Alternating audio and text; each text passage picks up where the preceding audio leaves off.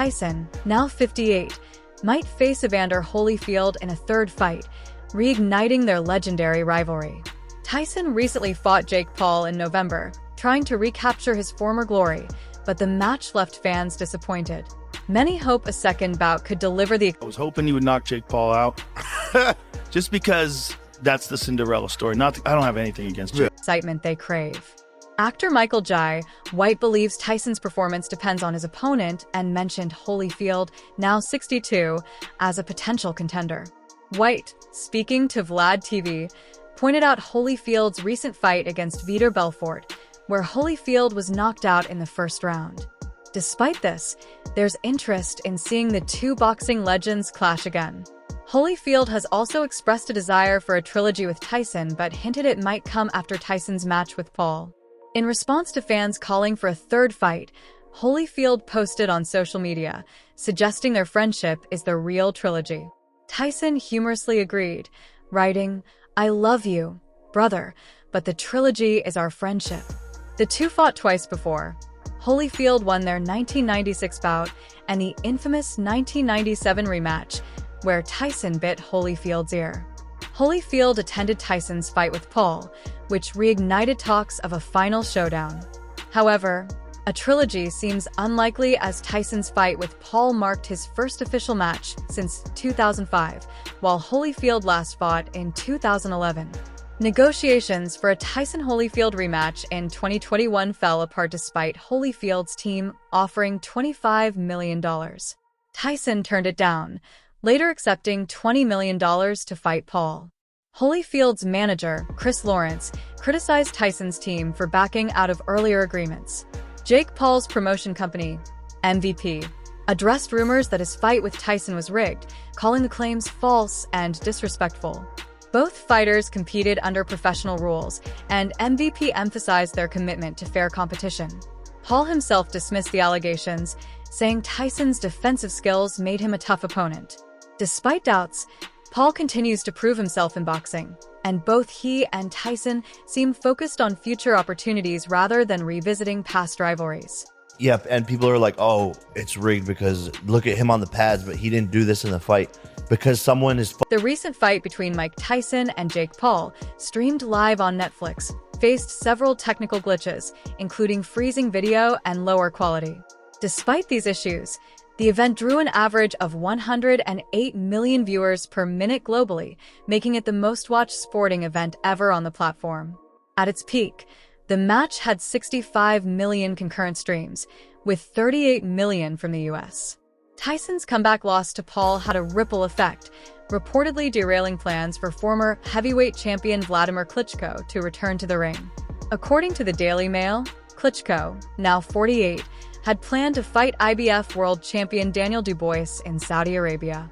However, concerns about another large age gap, Klitschko would be 20 years older than Dubois, led Saudi officials to shelve the bout.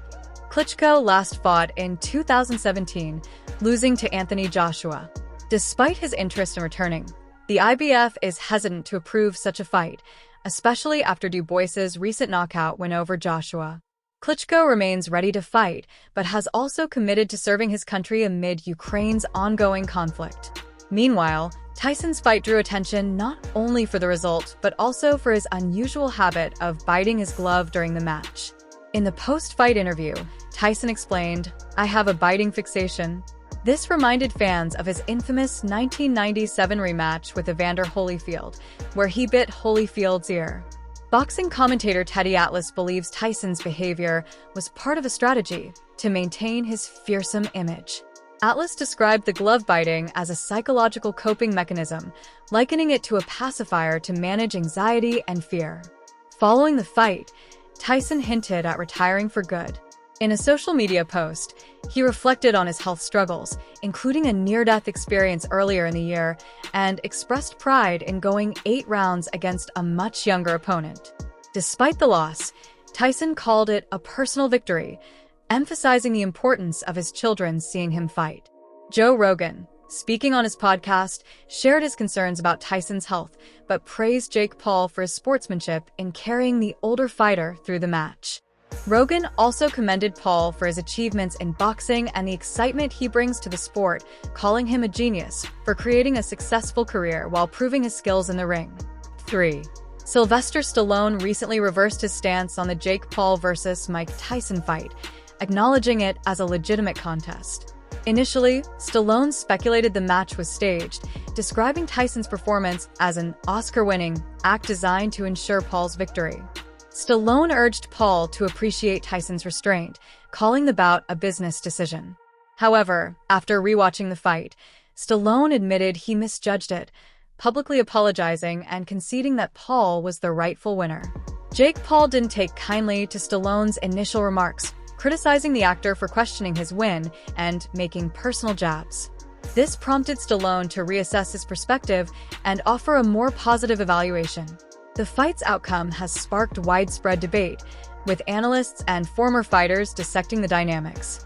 Chael Sonnen, a retired UFC fighter, suggested Paul intentionally refrained from knocking Tyson out, likening the strategy to Floyd Mayweather's approach in his bout against Conor McGregor.